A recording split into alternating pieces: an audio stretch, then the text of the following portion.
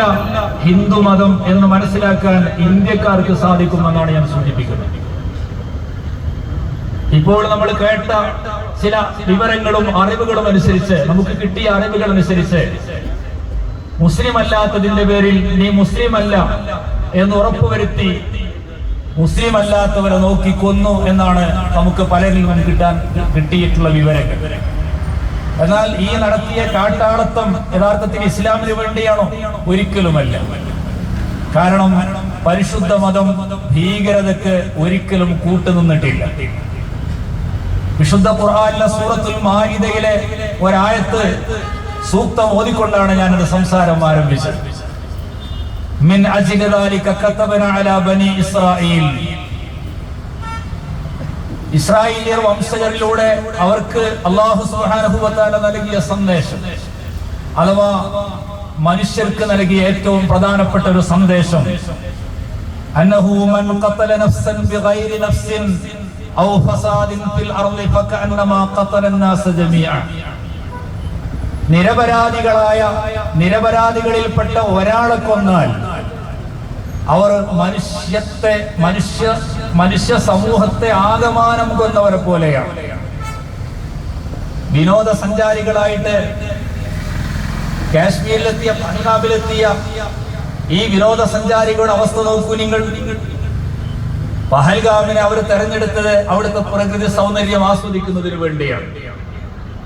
ഒരു പക്ഷേ സമാധാനത്തോടുകൂടെ, സന്തോഷത്തോടുകൂടെ മധുവിധു പങ്കിടുവാനും മക്കളും കുട്ടികളും മാതാപിതാക്കളും അച്ഛനമ്മമാരും ഒന്നിച്ച് ജീവിക്കുക, 1-2 ദിവസം അവിടെ സന്തോഷത്തോടുകൂടെ ജീവിക്കുക എന്ന മനുഷ്യ സഹജമായ ആവശ്യത്തിന് വേണ്ടിയാണ് അവിടെ വന്നത്.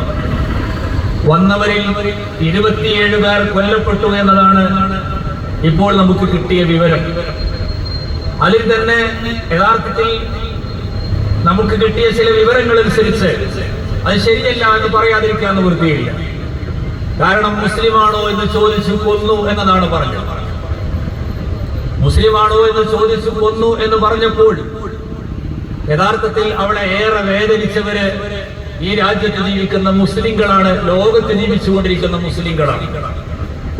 കാരണം പഹൽഗാമിൽ സുഖവാസത്തിന് വേണ്ടിയും സ്വൈര ജീവിതത്തിന് വേണ്ടിയും മിനി സ്വിറ്റ്സർലാൻഡ് എന്ന പേരിൽ അറിയപ്പെട്ട ഈ പ്രദേശത്തെ തെരഞ്ഞെടുത്ത് അങ്ങോട്ട് കടന്നു വന്ന പാവപ്പെട്ട മനുഷ്യർ, കപ്പിൾസ്, ദമ്പതികൾ, കുട്ടികൾ, അവരുടെ കുടുംബനാഥന്മാരും അതുപോലെ സഹോദരിമാരുടെ ഭർത്താക്കന്മാരും കുട്ടികളുടെ അച്ഛന്മാരുമാണ്, ഉപ്പമാരുമാണ് അവിടെ വെച്ച് മരിച്ചത്. 27 പേരിൽ കിട്ടിയ വിവരമനുസരിച്ച് 15-ലധികം പേർ ഇപ്പോൾ പുറത്തുവിട്ട ചില റിപ്പോർട്ട് അനുസരിച്ച് മുസ്ലിങ്ങൾ തന്നെയാണ് എന്ന് അറിയാൻ സാധിക്കും. മരിച്ചവർ മുസ്ലിമാണോ, മരിച്ചവർ ക്രിസ്ത്യാനിയാണോ, മരണപ്പെട്ടവർ ക്രൂരമായി മർദ്ദിക്കപ്പെട്ട് ജീവൻ നഷ്ടപ്പെട്ട മനുഷ്യരാണ് എന്ന് മനസ്സിലാക്കിയിട്ട് വേദനിക്കുകയാണ് നമ്മളെല്ലാവരും. അതേ സ്ഥാനത്ത് ഈ അടുത്ത കാലത്തായി നമ്മുടെ നാട് വല്ലാതെ മാനസികമായിട്ട് നമ്മുടെ സൗഹൃദങ്ങൾ അകന്നു പോയിക്കൊണ്ടിരിക്കുന്നു എന്ന് പറയാതിരിക്കാൻ നിവൃത്തിയില്ല.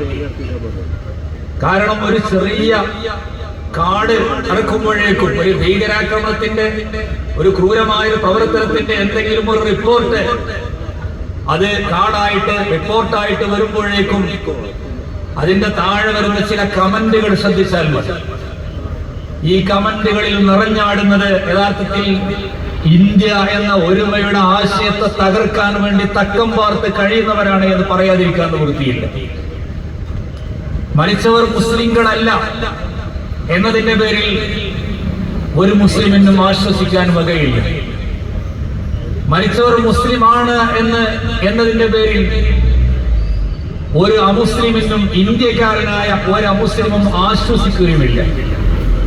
കാരണം മുസ്ലിങ്ങൾക്ക് നേരെ നടന്ന ആക്രമണം നടത്തപ്പോ ആ വേദനയിൽ പങ്കെടുത്തതും അതിനെ ജനാധിപത്യത്തിന്റെ വഴിയിൽ നേരിട്ടതും അതിനെ കൃത്യമായി ചോദ്യം ചെയ്തതും അതിനോട് പ്രതികരിച്ചതും ഈ രാജ്യത്തെ മുസ്ലിങ്ങൾ മാത്രമായിരുന്നില്ല, ഈ രാജ്യക്കാർ മാത്രമായി, ഈ രാജ്യത്തെ മുഴുവൻ ജനങ്ങളുമായിരുന്നു എന്ന് പറയാതിരിക്കാൻ നിവൃത്തിയില്ല.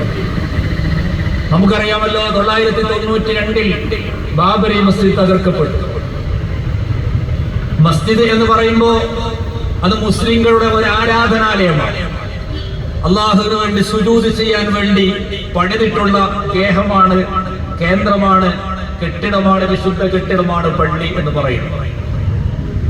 ഒരു പള്ളി തകർക്കപ്പെട്ടപ്പോൾ മുസ്ലിമിന്റെ ആരാധനാലയം തകർക്കപ്പെട്ടു എന്നതിന്റെ പേരിൽ ഇന്ത്യയിലെ മൊത്തം മുസ്ലിങ്ങൾ വേദനിക്കുകയും മറ്റുള്ളവർ ചിരിക്കുകയും ചെയ്തു എന്ന് വിശ്വസിക്കാൻ കേരള മുസ്ലിം ജമാഅത്ത് എന്ന ശൈഖുന കാന്തപുരം ഉസ്താദ് നേതൃത്വം നൽകുന്ന ഈ പ്രസ്ഥാനത്തിലെ ഒരു സാധാരണക്കാരനായ ഒരു പ്രവർത്തകൻ പോലും അങ്ങനെ വിശ്വസിക്കില്ല. കാരണം അതിന്റെ പേരിൽ ഇവിടെ വേദനിച്ചതും അതിനോട് ജനാധിപത്യപരമായി പ്രതികരിച്ചതും ജനാധിപത്യത്തിന്റെ വഴിയിൽ അതിനോട് സമരം ചെയ്തതിലും മുസ്ലിങ്ങൾ മാത്രമായിരുന്നില്ല, ഇന്ത്യൻ ജനതയിലുള്ള എല്ലാ മനുഷ്യരുമായിരുന്നു. ഗാന്ധിജിയുടെ നാടായ ഗുജറാത്ത് 2002 മുസ്ലിങ്ങളെ തന്നെ തെരഞ്ഞെടുത്തുകൊണ്ട് ക്രൂരമായ ആക്രമണമുണ്ടായി. ഇഹ്സാൻ ജാഫ്രി അടക്കമുള്ള MP അടക്കമുള്ള നമ്മുടെ പാർലമെന്റ് അംഗമടക്കമുള്ള വളരെ പ്രധാനപ്പെട്ട ആളുകളെയും സാധാരണക്കാരെയും അടക്കം ഗർഭിണികളെയും കുട്ടികളെയും സ്ത്രീകളെയും ഇങ്ങനെ തെരഞ്ഞെടുത്ത് ചില കാട്ടാളന്മാർ ഗുജറാത്തിൽ വംശഹത്യ നടത്തിയപ്പോൾ ഈ വംശഹത്യക്ക് വിധേയരായത്, അതിന് ഇരകളായവര് റിപ്പോർട്ടുകളും കണക്കുകളും വാർത്തകളും നമ്മുടെ മുമ്പിലുണ്ടായതുകൊണ്ട് അതിൽ മുസ്ലിങ്ങൾ തന്നെയായിരുന്നു കൂടുതലും, അല്ലെങ്കിൽ എല്ലാം എന്ന് പറയാതിരിക്കാൻ നിവൃത്തിയില്ല. ഒറ്റപ്പെട്ട സംഭവങ്ങൾ ഉണ്ടാകും. പക്ഷേ ഗുജറാത്തിൽ നടന്ന വംശഹത്യയുടെ നേരെ ചോദ്യങ്ങൾ ഉയർത്തുകയും അതിനെതിരെ പ്രതികരിക്കുകയും അതിനോട് ജനാധിപത്യത്തിന്റെ വഴിയിൽ സംസാരിക്കുകയും സമരം നടത്തുകയും കവിയരങ്ങ് നടത്തുകയും കവിത എഴുതുകയും ഗദ്യം എഴുതുകയും നോവലുകളും അതുപോലെ മറ്റെല്ലാം എഴുതുകയും ചെയ്ത കൂട്ടത്തിൽ ഈ രാജ്യത്തുള്ള മതേതര വിശ്വാസികൾ അഥവാ ഒരു പ്രത്യേക മതത്തിൽ വിശ്വസിക്കാത്തവരും മറ്റു മതങ്ങളിൽ വിശ്വസിച്ചുകൊണ്ട് ഇന്ത്യയുടെ ജനാധിപത്യത്തിൽ മുസ്ലിങ്ങളെ പോലെ തന്നെ ഇന്ത്യയുടെ ജനാധിപത്യത്തെയും മതേതരത്തെയും അംഗീകരിക്കുകയും ചെയ്യുന്നവരായിരുന്നു എന്ന് നോക്കൂ നിങ്ങൾ. അപ്പൊ 2002 നടന്ന വംശഹത്യ മുസ്ലിങ്ങൾക്ക് നേരെയായതുകൊണ്ട് അതിൽ ഹിന്ദുക്കൾ സന്തോഷിച്ചിട്ടില്ല, ക്രിസ്ത്യാനികൾ സന്തോഷിച്ചിട്ടില്ല. ക്രൈസ്തവ പുരോഹിതന്മാരടക്കം ആക്രമിക്കപ്പെട്ടപ്പോ, ചുട്ടുകരിക്കപ്പെട്ടപ്പോ അത് ക്രൈസ്തവരാണ് എന്നതിന്റെ പേരിൽ ഇവിടെയുള്ള ഹിന്ദുക്കളും മുസ്ലിങ്ങളും ചിരിച്ചിട്ടില്ല, അല്ലെങ്കിൽ അവരുടെ ഉള്ളിൽ സന്തോഷിച്ചിട്ടില്ല. ഇത്തരം സംഭവങ്ങൾ എന്നും ഏതെല്ലാം ഘട്ടങ്ങളിൽ എപ്പോഴെല്ലാം ഉണ്ടായിട്ടുണ്ടോ അന്നെല്ലാം വേദനിച്ചത് ഇന്ത്യയുടെ മനസ്സാണ് എന്ന് പറയാതിരിക്കാൻ നിവൃത്തിയില്ല. നമ്മുടെ എല്ലാവരുടെയും ഉള്ളിൽ ഒരു ഇന്ത്യൻ മനസ്സുണ്ട്. ആ ഇന്ത്യൻ മനസ്സ് എന്താണ് എന്ന് ചോദിച്ചാൽ അത് മാനുഷികമായ സൗഹൃദത്തിന്റെയും ഒരുമയുടെയും സ്നേഹത്തിന്റെയും മനസ്സാണ്. അതുകൊണ്ടാണ് വിശുദ്ധ ഖുർആനിലെ പരിശുദ്ധമായ സൂക്തം ഞാൻ ഇവിടെ പറഞ്ഞത്, അന്നഹു മൻ ഖതല നഫ്സൻ ബിഗൈരി നഫ്സിൻ ഔ ഫസാദിൻ ഫിൽ അർളി ഫകഅന്നമാ ഖതല അന്നാസ ജമീഅ. സിവിലിയന്മാരായിട്ടുള്ളവർ, സാധാരണക്കാർ, ഈ സിവിലിയന്മാരെയാണല്ലോ യഥാർത്ഥത്തിൽ ഇവിടെ ആക്രമിക്കപ്പെട്ടത്.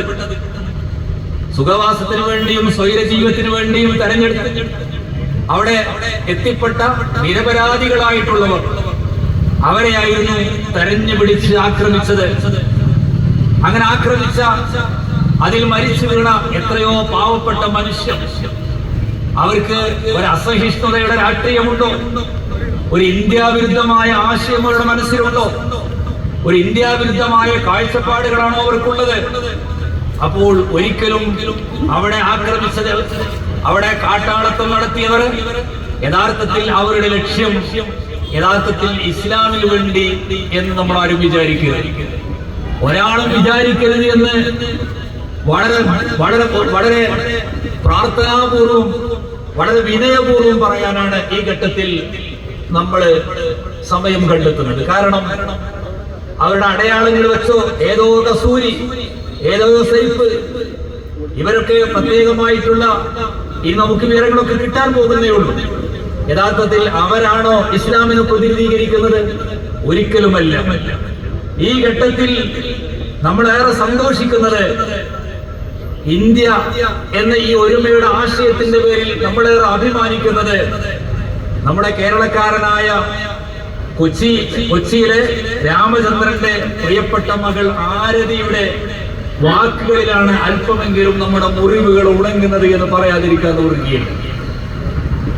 ഇന്ത്യക്കാരായ നമുക്ക് ഏറ്റിട്ടുള്ള ഈ കടുത്ത പ്രഹരമുണ്ടല്ലോ, സഹിക്കാൻ കഴിയാത്ത ഉണങ്ങാത്ത ഈ മുറിവുണ്ടല്ലോ, യഥാർത്ഥത്തിൽ അത് വീണ്ടും വീണ്ടും ഒരു നോവിന്റെ നൊമ്പരത്തിന്റെ ഒരു വേദനയുടെ വിറയലുകൾ നമ്മുടെ ഉള്ളിൽ ഉണ്ടാകുമ്പോൾ അതിന് അല്പമെങ്കിലും ആശ്വാസമാകുന്നത് ആതിര എന്ന് പറയുന്ന ഇന്ത്യ എന്ന ഒരുമയുടെ ആശയം മനസ്സിൽ സൂക്ഷിച്ചുകൊണ്ട് നടക്കുന്ന പ്രതിപാദനായ പെൺകുട്ടിയാണ് എന്ന് പറയാതിരിക്കാൻ നിവൃത്തിയില്ല. ആ സഹോദരിയിലാണ് നമ്മുടെ ഇന്ത്യയെ കാണുന്നത്. കാരണം നോക്കൂ നിങ്ങൾ, സ്വന്തം പിതാവിന്റെ ചേതനേറ്റ ശരീരത്തിന്റെ മുൻപിൽ ആ പ്രിയപ്പെട്ട മകൾ നിൽക്കുന്ന, നിറങ്ങലിച്ചു നിൽക്കുന്ന ആ ഒരു ഘട്ടത്തെക്കുറിച്ച്, ഒരു രംഗത്തെക്കുറിച്ച് മനുഷ്യത്വം മരവിക്കാത്ത നമുക്കെല്ലാവർക്കും ആ രംഗത്ത് ഓർത്തെടുക്കാൻ സാധിക്കും. കലിമ ചെല്ലാൻ ആവശ്യപ്പെട്ടു. തന്റെ പിതാവിന് നേരെ, തന്റെ അച്ഛന് നേരെ ഈ വൃത്തികെട്ട ജന്തുക്കൾ, ഈ രാക്ഷസന്മാർ നിറയൊഴിച്ചു എന്നാണ് പറഞ്ഞത്. നോക്കൂ നിങ്ങൾ, ചേതനേറ്റ് വീണ് കിടക്കുന്ന, മരിച്ചു വീഴുന്ന, ക്രൂരമായി ഒരു തരത്തിലുള്ള സാഹചര്യവുമില്ലാത്ത തീർത്തും നിരപരാധിയായ രാമചന്ദ്രൻ എന്ന് പറയുന്ന ഇന്ത്യക്കാരനെ, ആ കേരളക്കാരനെ തലയിലേക്ക് വെടിവെച്ച് കൊന്ന അവനെ കുറിച്ച് മനുഷ്യനെന്ന് ഒരിക്കലും നമ്മളൊരു വാക്ക് ഉപയോഗിക്കരുത്. കാട്ടാളനാണ്. ആ കാട്ടാളന്റെ കാട്ടാളത്തെ പ്രവർത്തനം കണ്ട് മരവിച്ചു നിൽക്കുന്ന ആ പ്രിയപ്പെട്ട സഹോദരിക്ക് യഥാർത്ഥത്തിൽ കലിമ ചൊല്ലാൻ ആവശ്യപ്പെട്ടുകൊണ്ടാണല്ലോ കൊന്നത് എന്നാണല്ലോ നമ്മൾ കേട്ടത്. എങ്കിൽ ഈ കലിമ ചൊല്ലാൻ ആവശ്യപ്പെട്ട ഈ വൃത്തികെട്ടവന്റെ മതം ഇസ്ലാമാണ് എന്നതുകൊണ്ട് ഞാൻ ഒരിക്കലും ഒരു മുസ്ലിമിനെയും വിശ്വസിക്കുന്നില്ല എന്ന് പറയാൻ ആ പ്രിയപ്പെട്ട സഹോദരി തയ്യാറായില്ല. പക്ഷെ ആ പ്രിയപ്പെട്ട സഹോദരി ഇന്ന് മാധ്യമങ്ങൾക്ക് മുമ്പിൽ നടത്തിയ ചില ബൈറ്റുണ്ട്, ചില സംസാരങ്ങളുണ്ട്, കൊടുത്ത ബൈറ്റുകളുണ്ട്. അതിൽ ഇന്ത്യക്കാരായ നമുക്ക് യഥാർത്ഥത്തിൽ അഭിമാനത്തിന്റെ ചില സന്ദർഭങ്ങൾ, ഈ ആശയത്തെ, ഈ ഇന്ത്യ എന്ന് പറയുന്ന ഒരുമയുടെ ആശയത്തെ ആര് ചുട്ടരിക്കാൻ ശ്രമിച്ചാലും, അതിനെ കൊന്നു തീർക്കാൻ വേണ്ടി ഏത് വൃത്തികെട്ടവർ ശ്രമിച്ചാലും യഥാർത്ഥത്തിൽ അവരിലല്ല ഇന്ത്യയുള്ളത്, അവരിലല്ല യഥാർത്ഥത്തിൽ നമ്മുടെ മഹാഭാരതമുള്ളത്. യഥാർത്ഥത്തിൽ ഈ ആതിരയെ പോലെയുള്ള, മുസാഫിറിനെ പോലെയുള്ള, സമീറിനെ പോലെയുള്ളവരിലാണ് ഇന്ത്യ ഉള്ളത് എന്ന് പറയാതിരിക്കാൻ നിവൃത്തിയില്ല. ആതിര പറയുന്നത് നോക്കൂ നിങ്ങൾ, അച്ഛൻ നഷ്ടപ്പെട്ട എനിക്ക് കാശ്മീരിൽ 2 ബ്രദേഴ്സിനെ കിട്ടിയെന്നാണ് ആ പ്രിയപ്പെട്ട പെൺകുട്ടി പറഞ്ഞത്. വല്ലാത്ത സന്തോഷമുള്ളൊരു വാക്കാണ്. അച്ഛൻ നഷ്ടപ്പെട്ട് പഹൽഗാമിൽ നിന്ന് അച്ഛനെ ഇല്ലാതെ തിരിച്ചു പോരുന്ന എനിക്ക് 2 സഹോദരന്മാരെ കിട്ടി, അത് സമീറും മുസാഫിറുമാണ് എന്നും അള്ളാഹു നിങ്ങളെ സഹായിക്കട്ടെ എന്ന് അവരോട് ബൈ ബൈ പറഞ്ഞുകൊണ്ടാണ് ഞാൻ തിരിച്ചു പോകുന്നത് എന്ന് കേരളക്കാരിയായ ഈ ആതിര പറയുമ്പോൾ, ആ കേരളക്കാരിയിൽ കാശ്മീരിലെ കുതിര സവാരി നടത്തി നിത്യജീവനത്തിന് വേണ്ടി, ഉപജീവന മാർഗത്തിന് വേണ്ടി പ്രവർത്തിക്കുന്ന മനുഷ്യർ സയ്യിദ് ആദിൽ ഷാ. നോക്കൂ നിങ്ങൾ, ഈ സയ്യിദ് ആദിൽ അദ്ദേഹത്തിന്റെ നിലപാടിലും അദ്ദേഹത്തിന്റെ ജീവനിലും അദ്ദേഹം ആർക്ക് വേണ്ടിയാണ് മരിച്ചത്? അദ്ദേഹം മരിച്ചത് ഇന്ത്യക്ക് വേണ്ടിയാണ്. നമ്മുടെ ജവാന്മാർ മരിക്കുന്നത്, നമ്മുടെ പട്ടാളക്കാർ മരിക്കുന്നത് ഇന്ത്യക്ക് വേണ്ടിയാണ് എന്ന പോലെ ഈ സയ്യിദ് ആദിൽ ഷയും മരിച്ചത് യഥാർത്ഥത്തിൽ ആർക്ക് വേണ്ടിയാണ്? ഇന്ത്യക്ക് വേണ്ടിയാണ്. കാരണം ബിസ്മില്ലാ എന്ന് പറഞ്ഞ് അവിടെ ഓടി നടന്നുകൊണ്ട് പാവപ്പെട്ട സിവിലിയന്മാരെ രക്ഷപ്പെടുത്തുന്നതിന് വേണ്ടി ആരുടെ മുമ്പിലേക്കാണ് ഓടിച്ചെല്ലുന്നത്? മനുഷ്യത്വമില്ലാത്ത വൃത്തികെട്ട ജന്തുക്കൾ. അവർക്കൊരു പക്ഷേ അവർക്ക് താടി ഉണ്ടായേക്കാം, അവരുടെ പേരുകൾ ഇസ്ലാമായിരിക്കാം, പക്ഷേ അവരിൽ ഒരിക്കലും ഇസ്ലാം ഉണ്ട് എന്ന് ഇസ്ലാമിനെ അറിയുന്ന, മുസ്ലിമിനെ അറിയുന്ന ഒരു മുസ്ലിമും അങ്ങനെ വിചാരിക്കുന്നില്ല. അള്ളാഹുവിന്റെ പരിശുദ്ധമായ മതം ലോകത്ത് അങ്ങനെ ഭീകര പ്രവർത്തനത്തിലൂടെ പ്രചരിപ്പിക്കപ്പെടേണ്ട യാതൊരു സാഹചര്യവും ഉണ്ടായിട്ടില്ല, ഒരു കാലത്തും ഉണ്ടായിട്ടില്ല. അങ്ങനെ ഒരു ഭീകര പ്രവർത്തനം നടത്തണമെന്ന് ഒരു മതവും, പരിശുദ്ധ മതത്തിന്റെ ഒരു പ്രമാണവും വിശുദ്ധ ഖുർആനിൽ 6600-ൽ പരം വരുന്ന ആയത്തുകളിൽ നിന്ന് ഒരായത്തും നമുക്ക് പ്രചോദനം നൽകുന്നില്ല എന്ന് മാത്രമല്ല, നിരപരാധികളെ കൊല്ലുന്ന നിരപരാധികളിൽപ്പെട്ട ഒരാളെ കൊല്ലുന്നവരെ കുറിച്ച് പരിശുദ്ധ ഖുർആൻ പറഞ്ഞത് നിങ്ങൾ ഒരുവരെയല്ല, ഒരുപാട് മനുഷ്യരെയല്ല, മുഴുവൻ മനുഷ്യരെയാണ് നിങ്ങൾ കൊന്നത് എന്നാണ്. അതേ സ്ഥാനത്ത് തോക്ക് ചൂണ്ടി ഞങ്ങൾക്ക് നേരെ വെടിവെക്കാൻ വേണ്ടി വരുന്ന ക്രൂരരായ ഈ രാക്ഷസന്മാരുടെ കയ്യിൽ നിന്ന് റൈഫിൾ പിടിച്ചു വാങ്ങിയിട്ട് അത് പുറത്തേക്ക് വലിച്ചെറിയാൻ വേണ്ടി ശ്രമിക്കുന്ന ആദിലുണ്ടല്ലോ, ആ ആദിൽ ഒരു മനുഷ്യന്റെ ജീവൻ രക്ഷപ്പെടുത്തിയിട്ടുണ്ട് എങ്കിൽ